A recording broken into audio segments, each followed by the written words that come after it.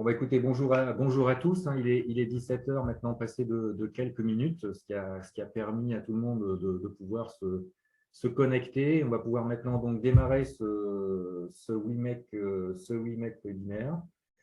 Donc, nous sommes ravis de vous accueillir une nouvelle fois aujourd'hui pour ce rendez-vous. Donc, je rappelle que ces WeMake webinaires sont l'occasion de faire le point sur un ou plusieurs projets de recherche portant sur les énergies marines, et notamment ceux qui sont réalisés dans le cadre des appels à projets portés par le WeMake.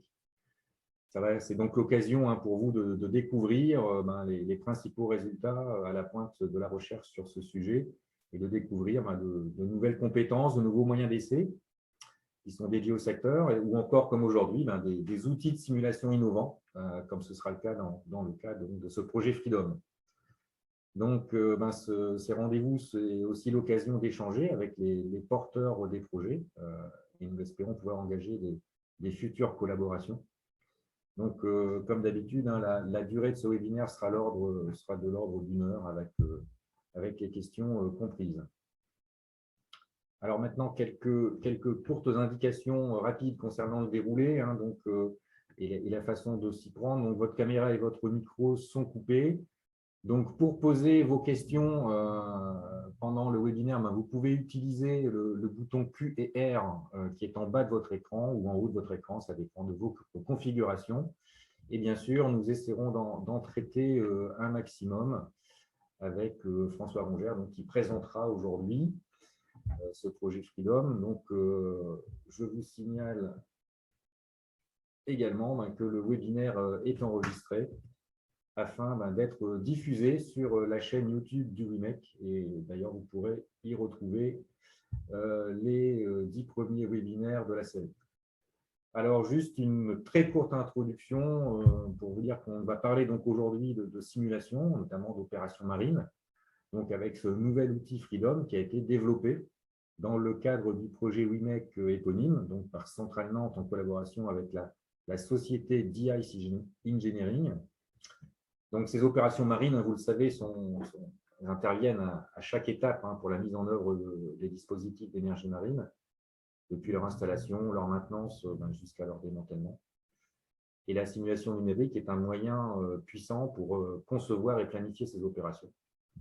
Donc, le projet il a permis de développer une nouvelle génération d'outils pour simuler ces opérations en mer. Et DICE propose d'ores et déjà des services ou des projets utilisant ce logiciel. Je vais donc, sans plus attendre, passer la main, ou plutôt le micro à François Rongère, qui a d'ailleurs commencé ce développement à Centrale Nantes et qui le poursuit aujourd'hui au sein de la société DICE. Donc, François, je vais me déconnecter pour te permettre de diffuser ta présentation. Très bien. Je te laisse prendre la main. Merci Philippe pour cette introduction. Voilà. Et bonjour à tous. Je vais donc partager mon écran. Il faudrait juste me dire si tout est bon. C'est parfait, François. Parfait, très bien. Donc, de nouveau, bonjour à tous. Je suis très content de pouvoir présenter Freedom qui m'occupe et qui occupe aussi mes collègues maintenant chez DICE depuis un petit bout de temps. Donc, en fait, je vais commencer tout simplement et présenter un peu les origines du projet Freedom. Qu'est-ce qui nous a amené à faire ce développement? Pourquoi? Quelles ont été les idées initiales? Alors, au tout début, moi j'ai fait une thèse donc au Léa, alors à cheval entre le Léa et l'IRSIN, qui est le LS2N maintenant, en 2008-2011. Et j'ai eu la chance de pouvoir travailler sur le sujet de la simulation de l'aviron, donc qui est un sujet de simulation un petit peu complexe, parce que en termes de modèles, c'est un assemblage de modèles différents entre eux. On a de l'hydrodynamique, mais on a aussi de la robotique pour pouvoir modéliser le rameur et les interactions entre le rameur, qui est considéré comme un système mécanique polyarticulé du point de vue de la robotique, une propulsion aussi, donc les rames qui est très instationnaire, très spéciale, et des différences de poids entre le rameur qui va peut-être faire 90 kg et quand il est tout seul sur son bateau, le bateau en fait 14. Donc voilà, donc l'idée c'était de faire de la simulation de ce système pour ensuite aller plus vers de l'optimisation de performance, etc. Donc, muni de cette thèse-là, donc on est déjà un peu sur les prémices de Freedom, dans le sens où on fait de la mécanique multicorps et de l'hydrodynamique. J'ai été embauché sur le projet de recherche ANR, un projet de recherche Calif, qui m'a fait découvrir un peu les énergies marines renouvelables et notamment les systèmes houlomoteurs. Et le but du jeu, pour moi, mon rôle dans ce projet-là, c'était de mettre en place le système dit Wave-to-Wire, à savoir la simulation du houlomoteur depuis la vague, l'interaction avec les vagues, jusqu'à l'injection dans le réseau électrique. Et le but du projet, c'était de qualifier la qualité voilà, de l'énergie produite par les houlomoteurs. Donc, ça m'a permis de faire je dirais que j'ai fait 2 générations de simulateurs pendant ce projet, ce qui m'a motivé en fin de période à monter d'autres projets. Donc là, avec plus de monde, plus de collègues, et notamment le projet. Au tout début, ça s'appelait le projet Cosmos pour Complex Offshore Structure and Marine Operations. On a essayé 2 ANR, un France Énergie Marine. Donc, bon, c'est assez dur de faire passer les taux de succès sont pas forcément très hauts. Et il a fallu apprendre à aussi vendre ce développement, qui n'était pas si simple, et un début de collaboration aussi avec la société d'Ice Engineering, pour laquelle je travaille maintenant. Et suite à ces trois refus, l'idée c'était de dire bon, on va arrêter de l'appeler Cosmos et on va réduire le scope, parce que le scope de Cosmos était quand même assez important, et on va l'appeler Freedom et on va resserrer vraiment sur le cœur de simulation. Donc ça a été proposé au premier appel à projet WIMEC en 2016 et financé. Donc on développe Freedom maintenant depuis 2016. Alors déjà, qu'est-ce que Freedom? Donc l'acronyme, c'est corps flexible et rigide pour la simulation, la modélisation dynamique de systèmes d'opérations marines. Et avant tout, Freedom, c'est du code. C'est un framework numérique pour simuler les systèmes complexes en environnement marin. Alors, j'appuie sur le mot framework et je me permets notamment de donner un peu la définition de framework. Pourquoi on tient au fait d'appeler Freedom un framework et non un logiciel? Parce que ça a toute son importance sur les applications de Freedom et l'utilisation de Freedom. Alors, un framework, c'est quoi? Je prends la page Wikipédia. C'est un ensemble cohérent de composants logiciels structurels qui permet de créer les fondations, les grandes lignes d'un logiciel. Donc, en fait, c'est pas un logiciel, c'est ce qui permet de créer un logiciel. Ensuite, on nous dit que c'est utilisé pour modeler l'architecture de logiciels applicatifs. Donc, on est vraiment dans l'application. C'est en gros, on va utiliser Freedom pour développer des logiciels qu'on va pouvoir appliquer à des opérations marines, des différents types d'opérations marines et tout un tas d'applications qu'on pourra voir un peu plus tard. Et globalement, ce que ça veut dire aussi, c'est que c'est très informatique. Freedom ne dispose pas, mais c'est voulu, pour le moment, d'interface graphique. C'est quelque chose qu'on pourrait développer, mais en tant que logiciel à part entière. Voilà. Donc, rarement acheté et installé séparément par un utilisateur final. Donc, ça, c'est Freedom d'un point de vue conceptuel. On ne désirait pas faire un logiciel concurrent, par exemple, d'un Orcaflex ou d'un DeepLines. L'idée, c'était de développer un cœur physique qu'on puisse utiliser dans différents cas de figure. Alors, Freedom est un modeleur et solveur de la dynamique de systèmes mécaniques à topologie complexe. Donc, système mécanique à topologie complexe, là, je fais appel à ce qu'on entendait par la modélisation d'un rameur, par exemple, même si là, bon,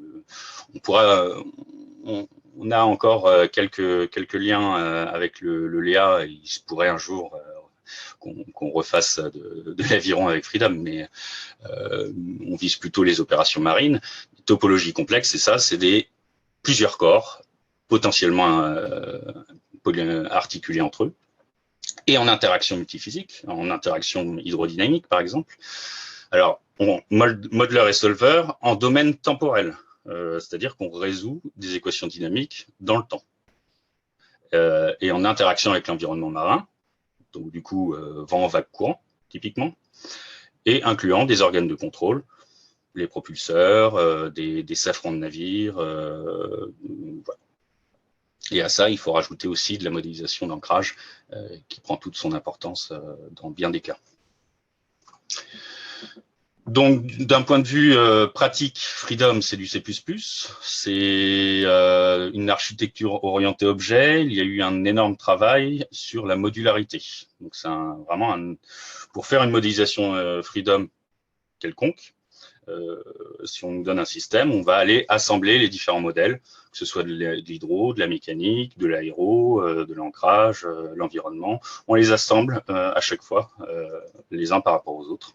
Donc, il y a un grand travail qui a été fait là-dessus, et notamment, on a eu, je dirais, 2 réécritures globales du code, de manière à, nous, on mûrissait aussi dans notre manière d'aborder les choses, et nos compétences aussi en programmation, qui est extensible par design. Alors, ça veut dire que, justement, on prévoit de pouvoir développer, par exemple, de nouveaux modèles d'effort, modèles hydrodynamiques, de nouveaux couplages avec des codes hydrodynamiques. Alors, Freedom, ça intègre pas mal de librairies open source, tout simplement parce que l'idée n'est certainement pas de réinventer la roue. Autant les modèles hydrodynamiques qui sont implémentés dans Freedom, ils ne sont pas disponibles sur un GitHub, par exemple.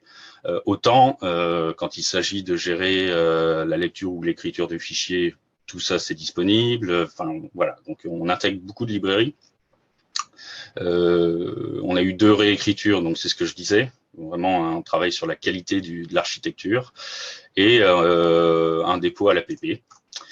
Et donc Freedom, c'est un logiciel open source. On a une version communautaire qui est disponible sur notre plateforme. On verra ensuite l'adresse, sous licence GPL.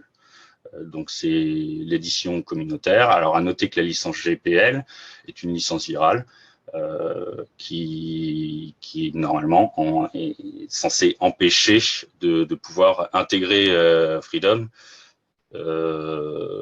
sans en parler aux créateurs. Voilà. Et faire du commercial avec sans en parler aux créateurs. C'est pour ça qu'à côté de ça, c'est un système à double licence très classique. Hein. Il y a une licence commerciale qui est gérée par DICE et c'est ce qu'on appelle l'édition entreprise.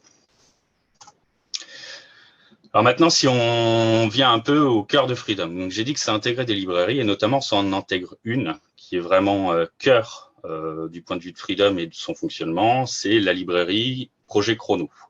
Alors cette librairie-là, qui est un moteur de simulation multiphysique, plutôt généraliste et qui est développé depuis 1998 en Italie par Alessandro Tassora, avec qui on a des contacts et avec qui on a fait des montages de projets d'ailleurs. Donc dans un contexte pour lui robotique et biomécanique, donc c'est toujours un peu ça, hein, la biomécanique, la robotique, l'hydrodynamique. Donc c'est un projet open source depuis 2008 et il y a eu énormément d'investissements dans ce code, notamment par l'armée américaine. Aujourd'hui, il y a un co-développement entre l'université du Wisconsin et l'université de Parme. Alors la décision de reposer sur Chrono n'a pas été prise du tout de suite dans le projet Freedom WeMake, dans le sens où la librairie Chrono, on ne l'avait pas identifiée, on la connaissait, mais on l'avait plutôt identifiée comme étant une librairie faisant du milieu granulaire, comme on peut le voir un peu sur la première vignette, là, avec un bulldozer. Voilà, et s'était pas présenté comme ça. Il présentait pas forcément le fait qu'il gérait des contraintes et des liaisons cinématiques. Donc, du coup, on l'avait un peu écarté. On était plutôt parti sur une solution de développement from scratch de l'ensemble.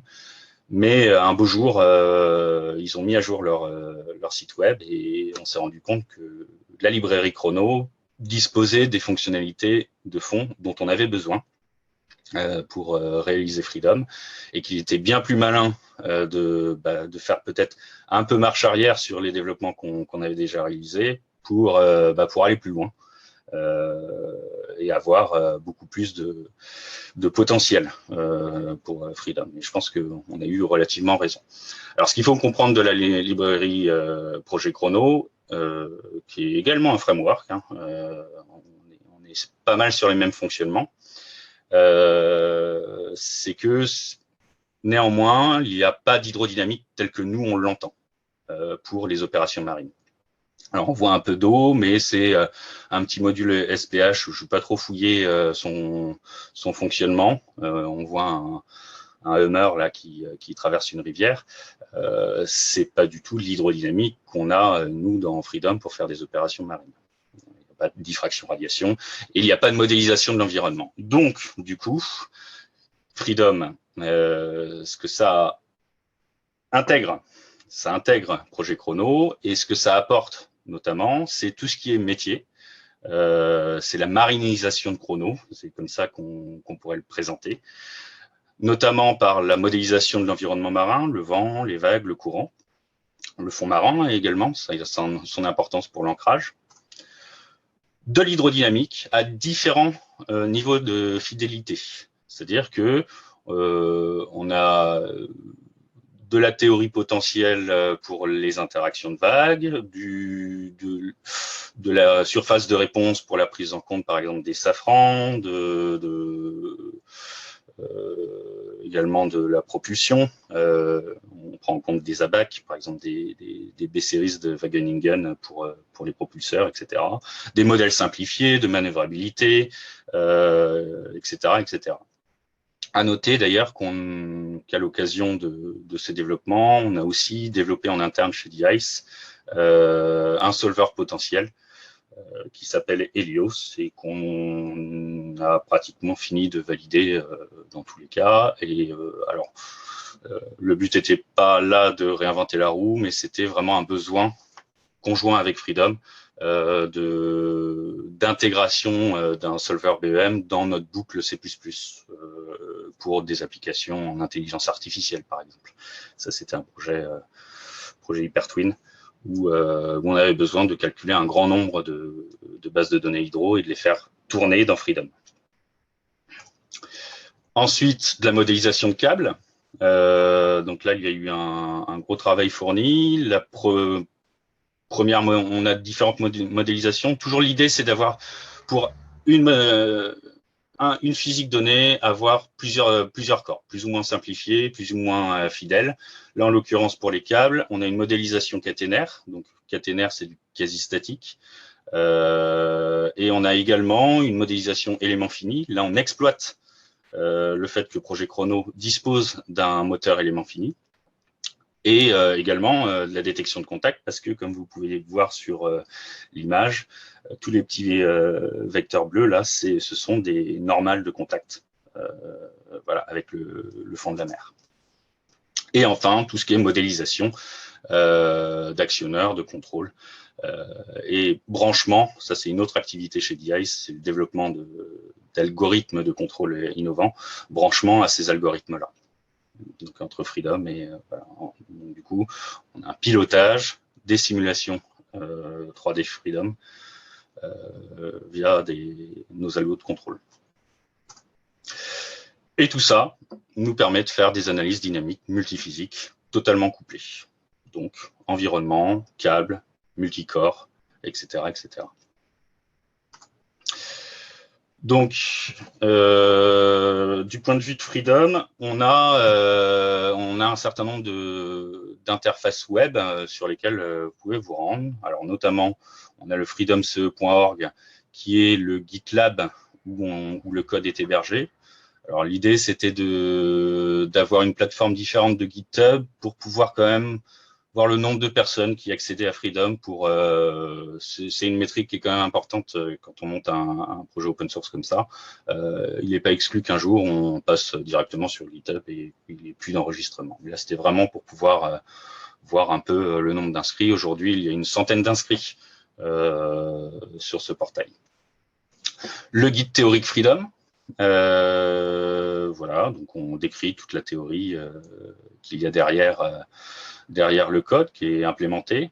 Alors, sachant que là, on ne décrit pas du tout de code, hein, c'est vraiment que de la théorie. La documentation du quadriciel, du framework. Donc là, toutes les classes C++, vraiment orientées programmation. Et alors là, c'est directement dans le guide théorique, mais c'est une partie spéciale où on met tous les benchmarks qu'on peut faire et qu'on a pu faire. L'idée étant bien entendu d'en ajouter de plus en plus, et on le fait au gré des projets et des financements qu'on peut avoir pour faire ce type d'activité qui est chronophage et coûteuse, mais absolument essentielle pour ce type de développement. Donc voilà, vous avez tous les liens ici, notamment le lien pour aller s'enregistrer sur la plateforme. Voilà. Alors là, je vais vous montrer quelques études de cas qu'on a pu faire lors des différents développements. Ça, notamment, c'était le cas d'application qui est dans le projet Freedom WeMake. L'idée, c'était de simuler, tout du moins de faire une preuve de concept d'une opération marine un peu complexe, d'une barge avec une grue, du grutage d'une charge. Notamment, c'était le hub électrique du SEMREV, et la barge étant ancrée en plusieurs points. Voilà.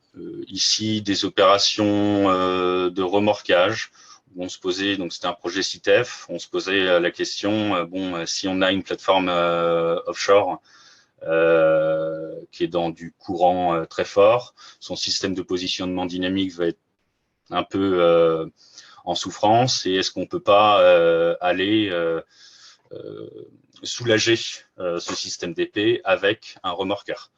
Donc l'idée étant que le remorqueur étale la plupart des efforts de courant.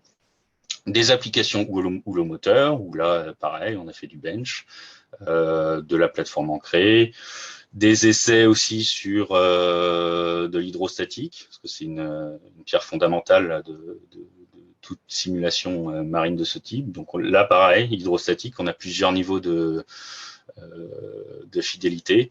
On va de l'hydrostatique linéaire à de l'hydrostatique non linéaire, où on va chercher la surface mouillée à partir du mouillage instantané et faire l'intégration des efforts. Et là, en l'occurrence, on s'est posé la question, bon, on sait qu'un cube, de manière théorique, quand on le met dans l'eau, il peut potentiellement, suivant sa densité, avoir des points de bifurcation, des instabilités.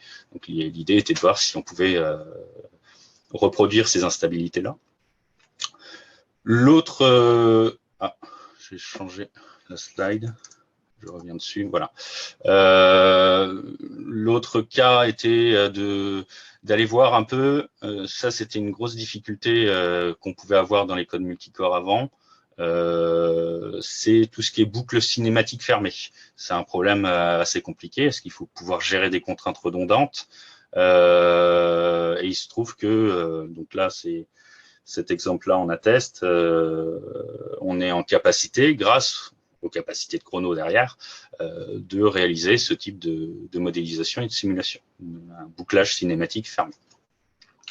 Bon, et puis d'autres choses, des opérations de remorquage. Donc là, l'idée, c'était de reproduire un essai de traction comme si on le faisait en bassin, donc avec du semi-captif et les liaisons cinématiques qui vont bien. Donc, on va jusqu'à la liaison du chariot du bassin entre le chariot et le mur, et entre le navire et le chariot et sa balance, etc. Donc, on voulait reproduire ça pour faire du benchmark, parce que le DTMB, c'est un cas de benchmark assez classique. Voilà, puis des essais de remorquage, pareil, c'est du bench. Donc là, quelques vidéos. Alors, je regarde juste l'heure. Je devrais encore être bon. Donc là, j'ai montré la boucle cinématique fermée, donc là plutôt animée avec Freedom. L'idée, c'était aussi de voir donc, de l'ancrage où il y a une ligne qui casse à un moment. Donc là, elle vient de casser, je ne sais pas si vous l'avez vu, et voir le comportement un peu, comment est-ce que c'est ce à quoi on pourrait s'attendre physiquement. Et effectivement, on a ce qu'on avait appelé donut, donc cette espèce de houblon moteur bouclé qui se collapse sur lui-même. Dans la lignée de la simulation de failure, il ne peut pas se mettre en plein écran, c'est pas grave. Voilà, de la plateforme ancrée type ancrage TLP. Donc là, clairement, la physique, c'est juste de la preuve de concept. Hein. On envoie des vagues juste énormes dessus, mais c'est parce qu'on veut voir plus de choses et on veut casser des lignes. Mais clairement, donc il y a un moment, les lignes cassent. Voilà. Là, clairement, c'est juste pour voir le comportement en termes de stabilité, des intégrations temporelles, etc. Là, quand la plateforme se retrouve comme ça, les modèles qu'on utilise sont plus valides. Mais on est au courant. Donc voilà, donc les deux lignes cassent derrière. Alors, on est soumis à du courant et à des vagues. Le cas de simulation de câbles, donc là, par exemple, un câble de 500 mètres qu'on va aller lâcher, qui est en interaction hydrodynamique, dans du courant et des vagues, et qui va aller impacter le fond de la mer, au fond. Donc là, on exploite les capacités de détection de contact, de collision et de modélisation de frottement, et également interaction hydrodynamique sur les vagues, du flotteur, d'éoliennes flottantes. Je ne vais pas m'étendre là-dessus, mais voilà, un système un petit peu complexe avec du câble, etc. Donc on a une autre version avec également les câbles d'ancrage.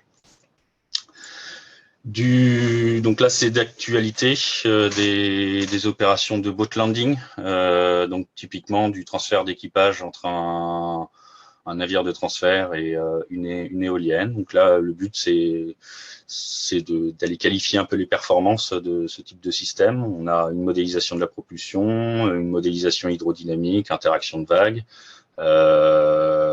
interaction couplée hydrodynamique couplée entre la pile et le navire, et résolution des contacts et modélisation des contacts et du frottement. Voilà. Là, autre activité aussi d'actualité, donc c'est tout ce qui est assistance vélique. Alors, à noter que cette représentation là est de plus haute fidélité que ce que j'ai pu montrer avant. Tout simplement, c'est qu'on a utilisé un autre module qu'on développe chez Viper et qu'on connecte à Freedom, qui permet de faire de la visualisation 3D haute fidélité. Voilà, mais c'est Freedom qui tourne derrière. C'est juste qu'on n'a pas utilisé le même viewer que dans les autres simulations. Donc, je vais essayer de passer à la slide suivante parce que ça déclenche les vidéos. Voilà. Alors, différents produits réalisés par DICE à partir de Freedom. Donc, on a du FreeFast. On a fait du couplage entre Fast et Freedom pour faire de la modélisation couplée. Fast ne savait pas, c'est la petite vidéo précédente de flotteur d'éolienne, ne pouvait pas avoir un système aussi complexe, et notamment un pendule avec des câbles. Et ça, on s'en sert pour faire du réglage de contrôleur. Voilà, donc Freedom est pris comme une black box et on le fait tourner sur supercalculateur pour avoir énormément de simulations et pouvoir régler des contrôleurs d'éoliennes. Il y a Bolt, donc là ça correspond à tout ce qui est études de boat landing, tel qu'on vient de le voir, et Desperado, toutes les études d'assistance vélique, et notamment la génération de polaires de performance, pour ensuite aller alimenter le travail qu'on fait du point de vue développement d'algorithmes de routage, et notamment le produit Satori, qui est développé chez DICE. Là, on a fait un projet et on a pu comparer 5 technologies véliques en utilisant Freedom. Donc, on a 2 versions d'ailleurs, même 3 versions maintenant. On a le VPP classique 2D, c'est Esperado. Si on rajoute des degrés de liberté, on a un autre niveau de fidélité. Donc là, c'est plutôt statique. Et Desperado, c'est vraiment basé sur Freedom en dynamique. Voilà, on fait tout en dynamique. C'est plus cher, c'est plus coûteux, mais on a beaucoup plus d'informations. Et aujourd'hui, on développe aussi des modèles avancés de manœuvrabilité pour des manœuvres portuaires de remorqueurs. Donc, les références qu'on a maintenant, bah, c'est les différents clients que vous voyez en dessous, avec lesquels on a eu le plaisir d'utiliser Freedom et qui nous ont fait confiance là-dessus. Donc, quelques exemples d'utilisation de Freedom qui sont visés. Donc, du jumeau digital. Donc ça, c'est le projet HyperTwin qui est financé. On est en plein dedans là et ça commence à donner des résultats. En gros, on essaye de reverse engineer les caractéristiques inertielles d'un navire juste en utilisant les mesures du comportement du navire à bord. Voilà. Et intégration dans des simulateurs d'entraînement. Donc là, en tant que physics engine. Donc là, c'est le projet Digiformer qui vient d'être financé, notamment en partenariat avec le NSM et l'association Winship, parce que c'est l'entraînement des équipages pour du navire vélique. Donc ensuite, l'utilisation de Freedom chez DI, c'est en tant que service d'études sur mesure. Donc on modéliser des systèmes complexes sur mesure, de l'intégration dans d'autres outils. Donc ça, on peut être contacté là-dessus. De l'environnement d'essai virtuel, oui, ça on avait mis typiquement, c'est utiliser Viper pour se mettre dans un environnement haute fidélité, mais même du point de vue visuel. Et une utilisation de Freedom pour plutôt les aspects contrôle. Donc, je ne sais pas combien de temps il me reste, mais si je peux mettre 1 minute, j'ai fait une petite visualisation du développement de Freedom depuis 2016. Ça dure juste 1 minute. Et ce que ça montre, c'est qu'on a été quand même plusieurs et qu'il y a eu des périodes d'activité intense où là, ça fait un peu feu d'artifice. Faut savoir faut comprendre que à chaque fois qu'il y a un texte qui s'affiche, c'est un fichier qui a été modifié et chaque boule là, c'est un fichier du projet. Et globalement, on arrive à redétecter un peu les temps forts du développement de Freedom, où je parlais de la réécriture. Et là, ça part un peu dans tous les sens. Et là, aujourd'hui, on arrive en 2021. Freedom ressemble, d'un point de vue graphique, à ça. Je vais aller plus loin. Voilà. Donc, c'était juste amusant de voir ça. Donc voilà, et maintenant les perspectives, dernière slide. Continuer à développer ce framework, ajouter des modèles, continuer à valider, améliorer le code encore en termes de qualité, mais aussi de performance. On a des velléités et des occasions de pouvoir continuer des collaborations de recherche, notamment sur du thème robotique à câble, qui tient à cœur depuis un moment. Et continuer à développer les différents logiciels applicatifs dont j'ai pu parler pour de l'exploitation commerciale. Voilà, et en développer d'autres au fil du besoin. Voilà, je vous remercie pour votre attention. Je vais peut-être dépasser un peu. Parfait, François. Merci pour cette très belle présentation, vraiment très intéressante. Et je pense qu'elle va susciter de nombreuses questions qui amèneront des réponses de ta part. Est-ce que tu peux juste déconnecter, que je puisse lancer le partage d'écran? Voilà. Hop. Donc, le temps que les premières questions puissent aussi arriver sur l'interface.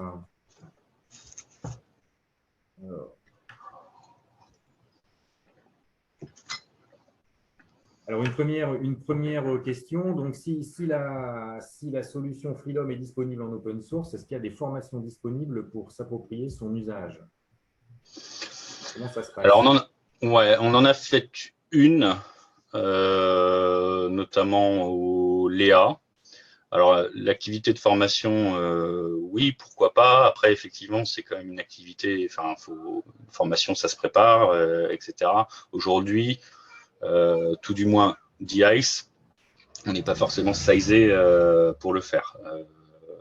Tout du moins de manière gratuite, ça, c'est pas possible. On a trop de projets en cours. Mais oui, si Freedom commence à être utilisé et qu'il y a une vraie demande, ce qui, clairement, pour le moment, on n'a pas suffisamment de demandes pour justifier de monter une formation. Là, oui, on pourra y réfléchir, bien entendu. Alors, une seconde question assez complète. Hein.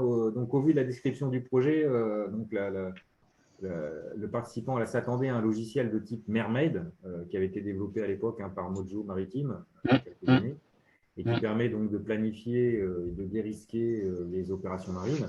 Donc finalement, ça ressemble plus à un logiciel entre guillemets type Orcaflex. Est-ce que tu pourrais préciser, François, ce que Freedom apporte par rapport à un logiciel comme Orcaflex, à part qu'il est en open source, mais en contrepartie peut-être un peu moins avancé et moins débugué car développé plus récemment. Est-ce que tu peux apporter des réponses à cette question un peu étagé, oui, il y a plusieurs choses. Donc effectivement, Mermaid, je me souviens, de toute façon, lors de Cosmos, on avait parlé un peu avec Mojo Maritime, qui effectivement développait Mermaid. C'est pas du tout la même chose, vous l'avez bien compris. Là, on est sur de la reproduction de physique. Et de modèle physique, Mermaid, c'était vraiment de la planification et donc de la gestion de timing, ce genre de choses. Prenant en compte de l'environnement, etc., mais pas du point de vue équation dynamique, etc. Bon. Donc la comparaison, si on devait comparer un logiciel existant, effectivement, on tire plus vers du Orcaflex. Alors, je vais aller directement sur des trucs que Freedom n'a pas. Freedom n'a pas d'interface graphique. En fait, Freedom ne se met pas en concurrent à Orcaflex, loin de là. Et effectivement, on ne peut pas rattraper en 5 ans. Alors, je ne sais pas depuis quand date le développement d'Orcaflex, mais ils sont quand même quelques-uns et ça fait un moment qu'ils travaillent dessus. Donc, c'est clair, hein, on est moins avancé. Alors, on est moins avancé. Il y a des choses pour lesquelles, par exemple, le bouclage cinématique, Orcaflex ne sait pas le gérer. C'est écrit dans la doc. Bon. Après, est-ce que c'est quelque chose de très différenciant? C'est différenciant, mais c'est pas le fer de l'âme de la chose. Non, Freedom, c'est une solution qui est destinée à faire du sur-mesure. C'est-à-dire, c'est pas un logiciel. Ça sait faire énormément de choses. Ça sait adresser beaucoup de types d'opérations et de complexité d'opérations et de systèmes. Néanmoins, c'est pas un outil destiné à l'ingénieur d'études. C'est un outil destiné à être intégré dans des logiciels. Encore une fois, c'était tout mon laïus du début. Freedom est un framework et non un logiciel. Orcaflex est un logiciel. Pour être très concret, si on utilise Freedom pour, je sais pas, en tant que moteur physique dans un simulateur d'entraînement, Freedom, il est fait pour ça. Orcaflex n'est pas fait pour être implanté dans un simulateur d'entraînement. Orcaflex est un logiciel destiné à l'ingénieur pour faire des études offshore et autres.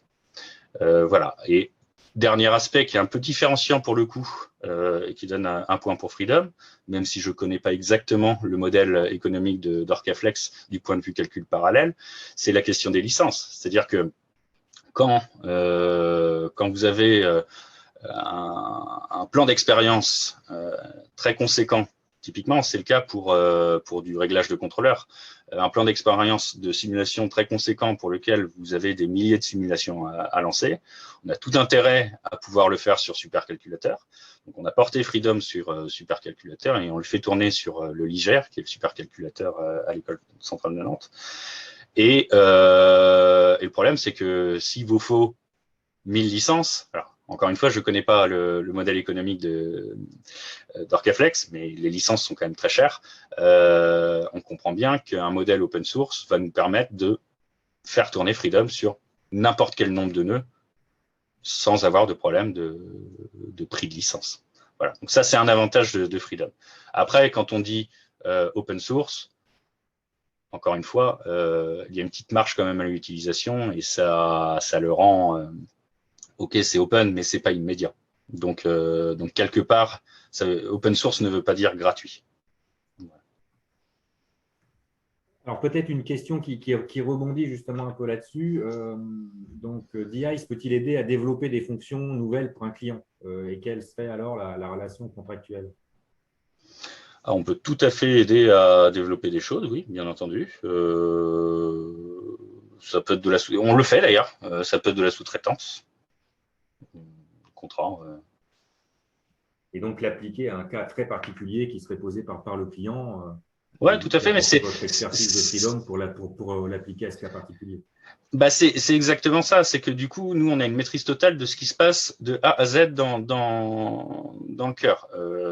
Bon, à l'intérieur du cœur, il y a Projet Chrono, mais on l'a tellement manipulé qu'aujourd'hui, on n'est quand même pas trop mauvais sur la compréhension de ce qui se passe. On a une vraie expertise là-dessus. Donc, ajouter des choses, en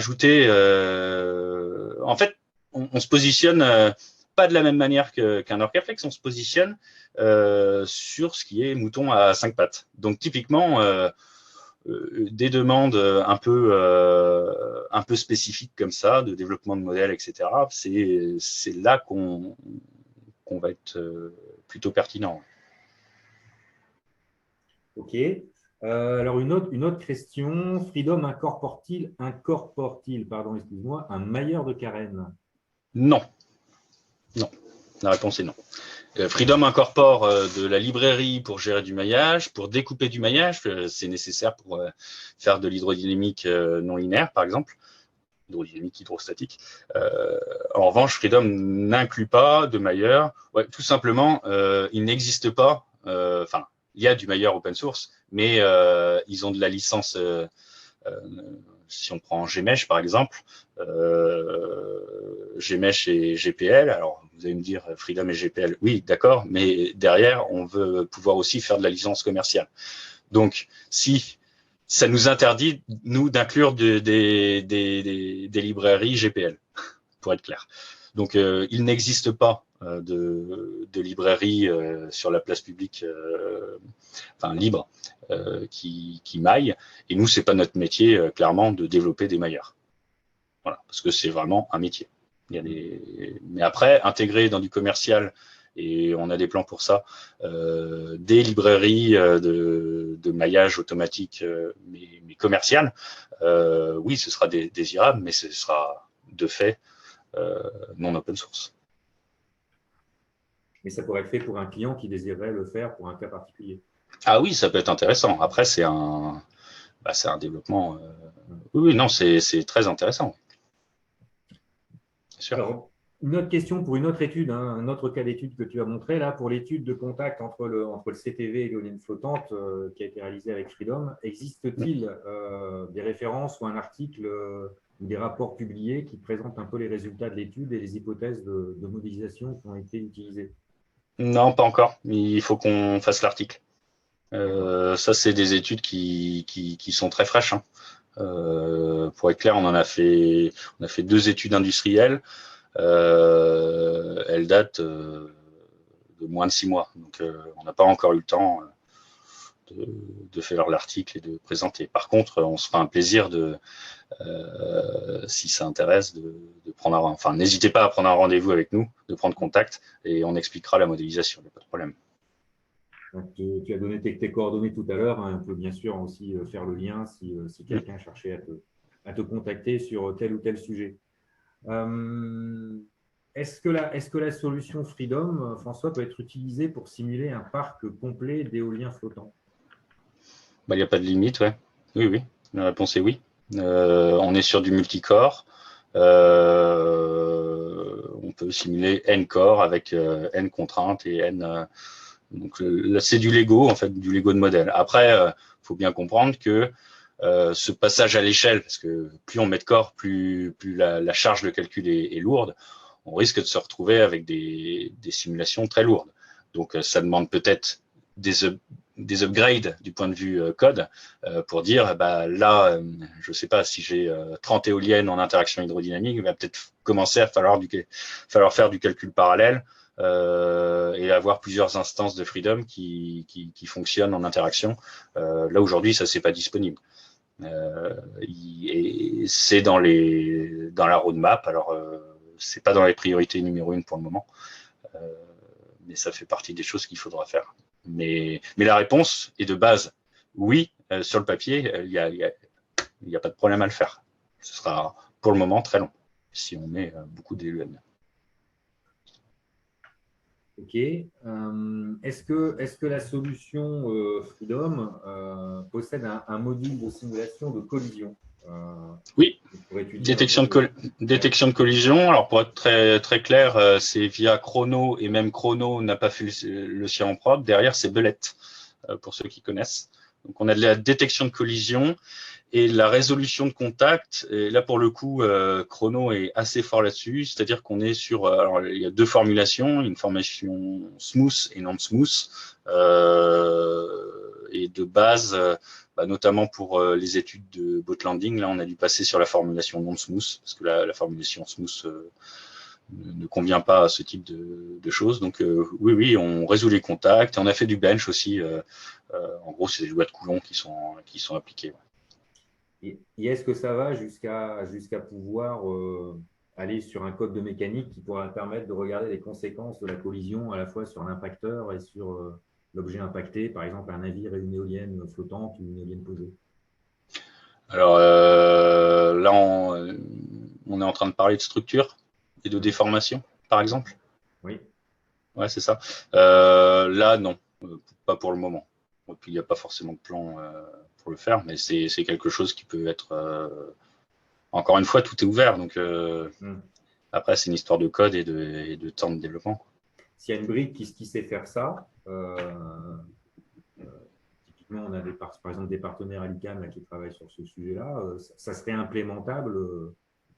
Il n'y a pas de raison que ce ne soit pas implémentable dans un environnement Freedom. Non, il n'y a pas de raison, mais après, suivant, enfin, quand c'est du développement, il faut faire le couplage, il faut s'assurer que ça va bien, il faut respecter aussi Freedom, et notamment là, on n'est plus, parce que Freedom, c'est plutôt l'aspect brique métier, hydro, etc. Donc là, on serait plutôt à plus bas niveau, ce serait directement un dialogue entre la brique dont tu parles et Chrono.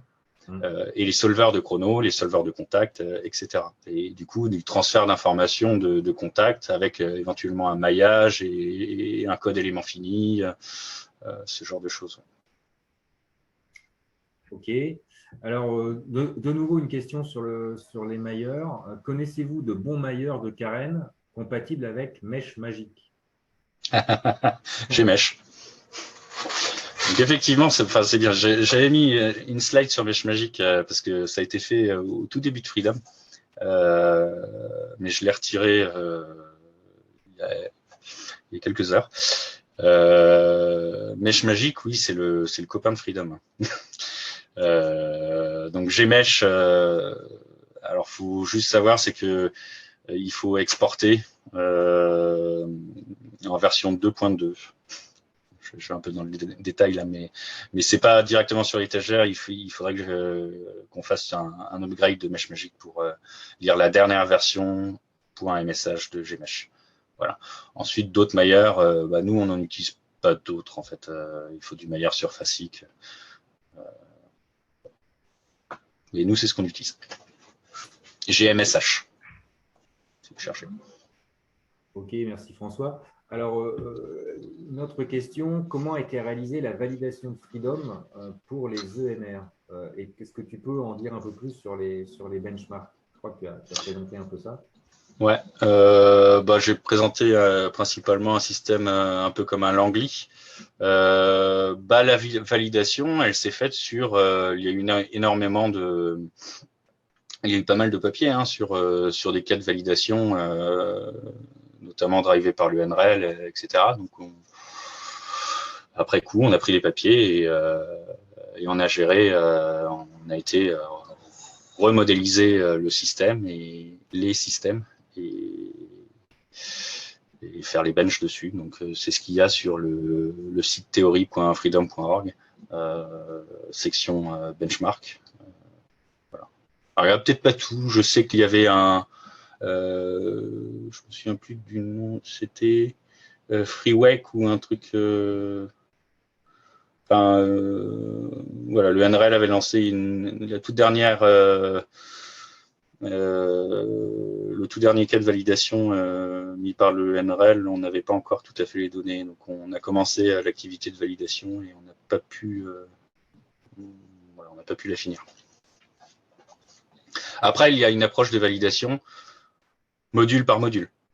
C'est-à-dire qu'il y a la validation WEC, OK, mais il y a aussi, quand on prend un système WEC comme le Langley avec ses flaps, il y a la validation de l'interaction hydrodynamique. Donc ça, on peut le faire de manière un peu unitaire.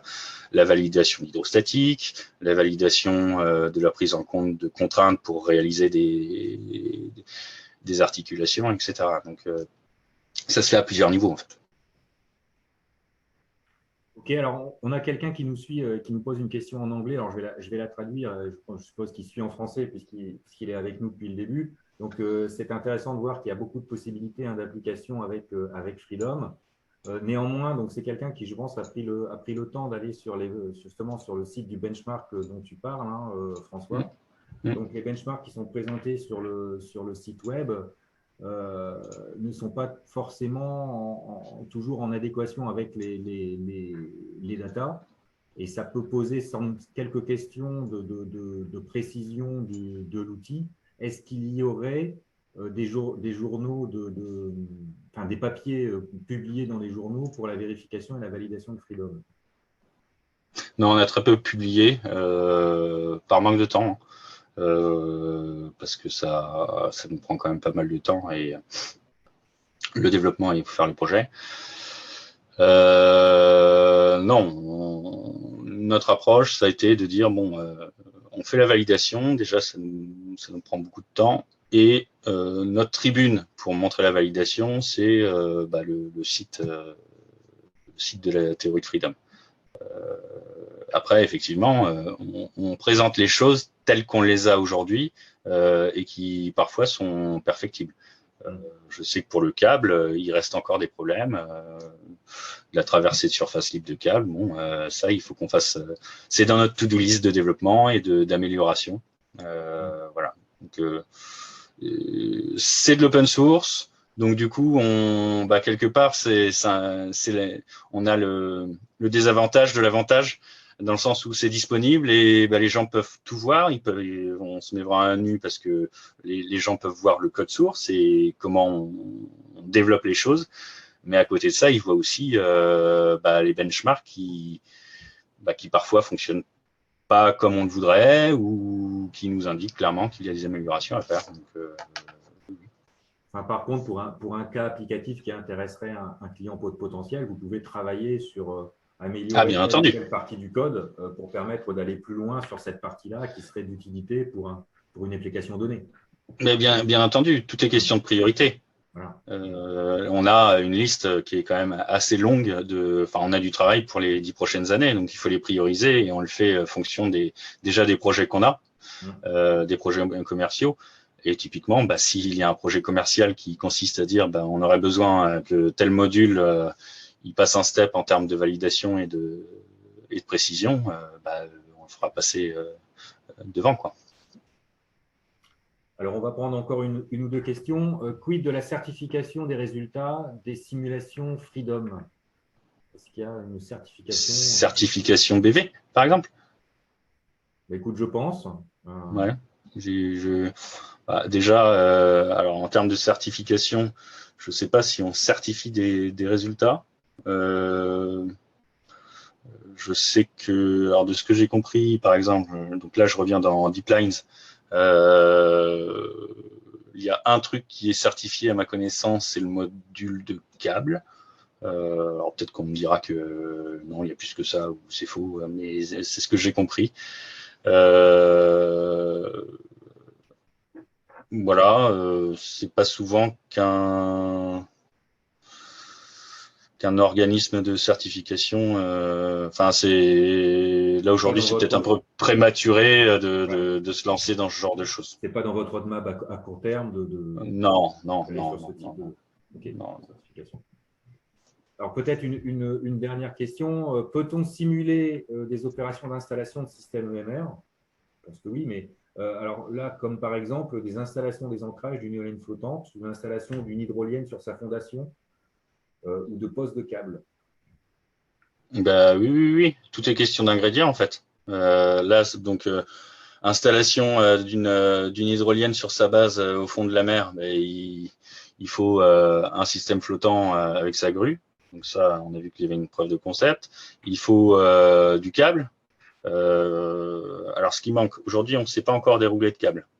C'est peut-être le truc qui manque, mais dès lors qu'on aura ça, pour nos deux, parce que j'ai dit qu'il y avait deux types de modélisation, du caténaire et de l'élément fini, donc du déroulage de câble se prend pas de la même, s'aborde pas de la même manière dans les deux cas.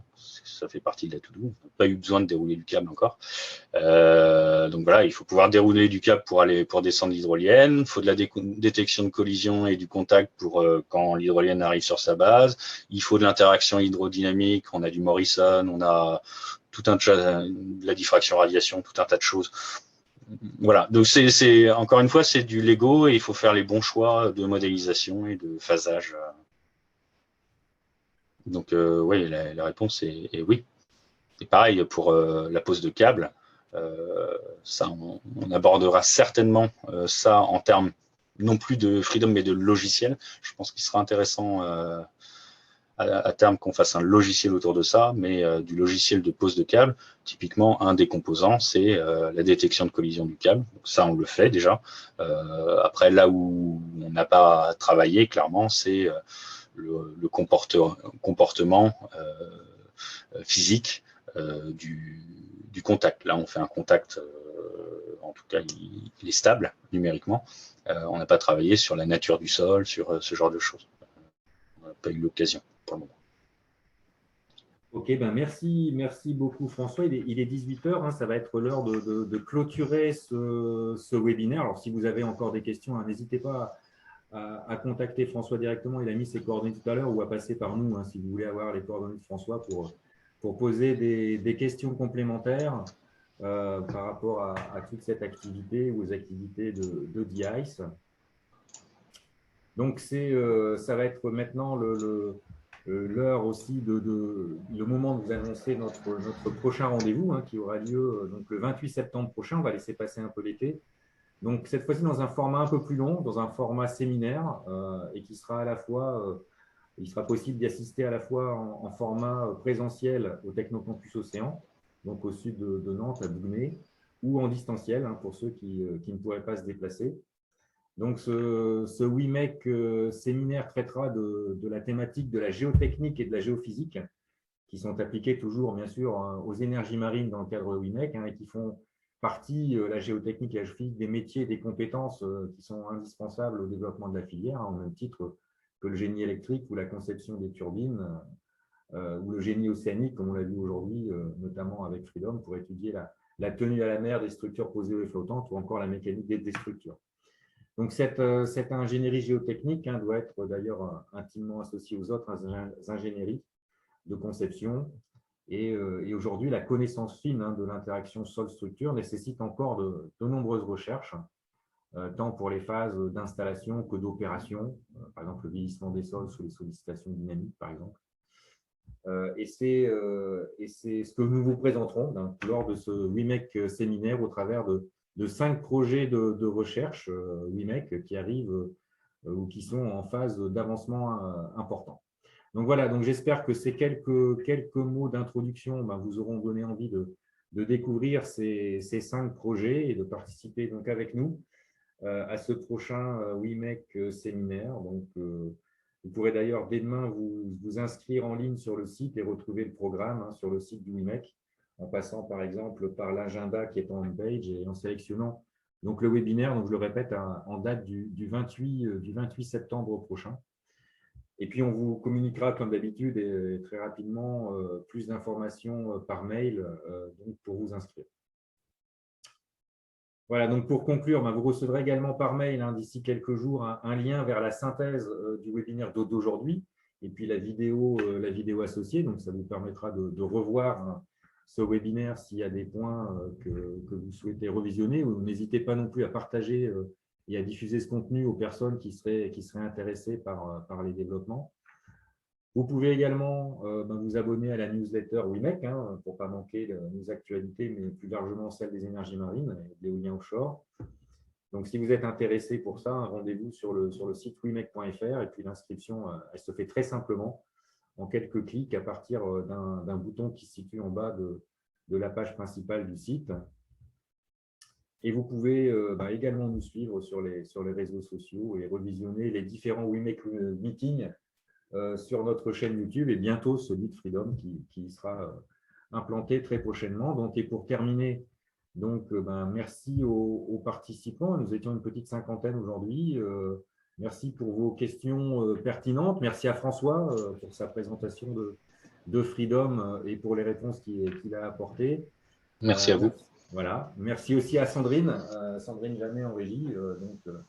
Grâce à qui ça se passe toujours de manière très fluide. Et donc, rendez-vous le 28 septembre prochain pour parler cette fois-ci de géotechnique et de géophysique pour les énergies marines. Donc, il me reste à vous souhaiter à tous une bonne fin de journée. Continuez à bien vous porter. À très bientôt et bonne soirée. Bonsoir François. Bonne soirée. À bientôt.